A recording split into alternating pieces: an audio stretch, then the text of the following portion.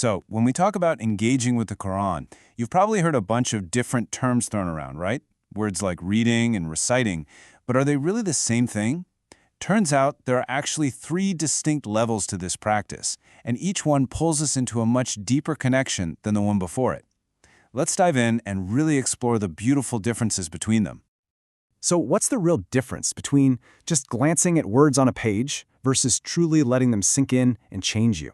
That's the big question we're tackling today. And look, this isn't just about getting bogged down in terminology.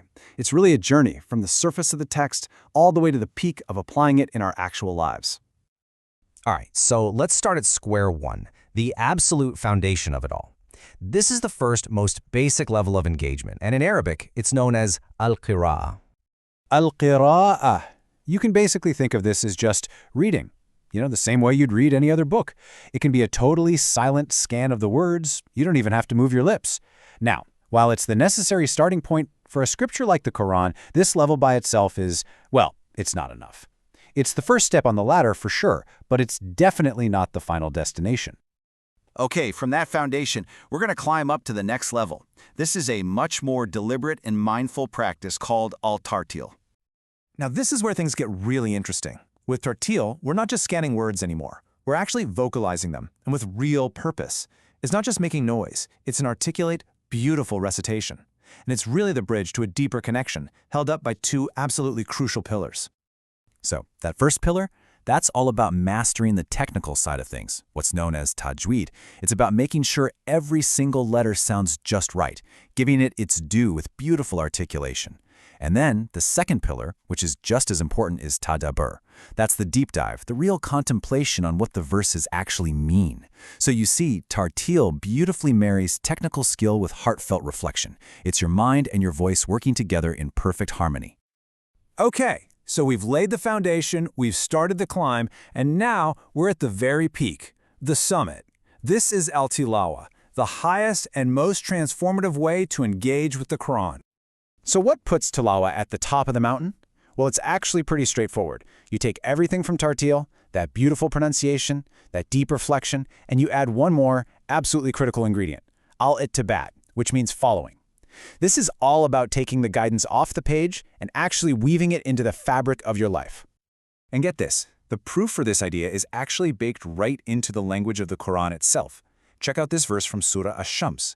An oath is taken by the moon when it follows it, meaning when it follows the sun. And the Arabic word used here for follows is talaha.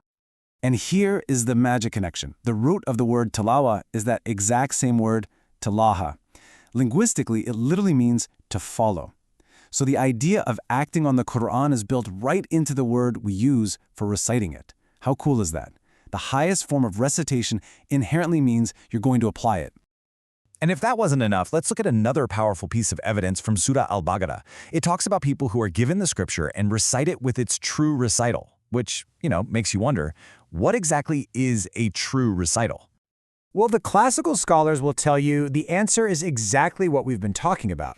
That true recital, haq tilawati, is defined simply as al-ittiba', following its commands, believing its message, and living by its guidance.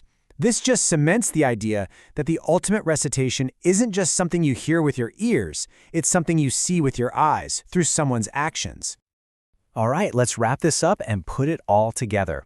The best way to think about these 3 levels is like a ladder of ascent, where every single rung takes you higher and gets you closer to a more complete connection. So at the very bottom rung, you've got al-qira'ah, that's just reading the text. Then you climb up to al-tartil, where you're adding the art of tajweed and the deep thought of tadabbur. And finally, you reach the very top with al-tilawah, which takes all of that amazing stuff from tartil and adds the most important piece of all, ittiba', the commitment to actually follow it. So there you have it. Tilawah is without a doubt the highest rank. This is where your engagement becomes your reality. It's not just about what you say or what you think, it's about what you do. It's the whole package. Beautiful recitation, deep contemplation, and most importantly, sincere lived action.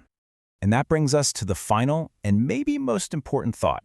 This whole thing, it's not just some academic lesson, right? It's a personal roadmap for our own spiritual journey. So as we look at this ladder of ascent, the real question we have to ask ourselves is, where am I standing right now? And what's my next step up?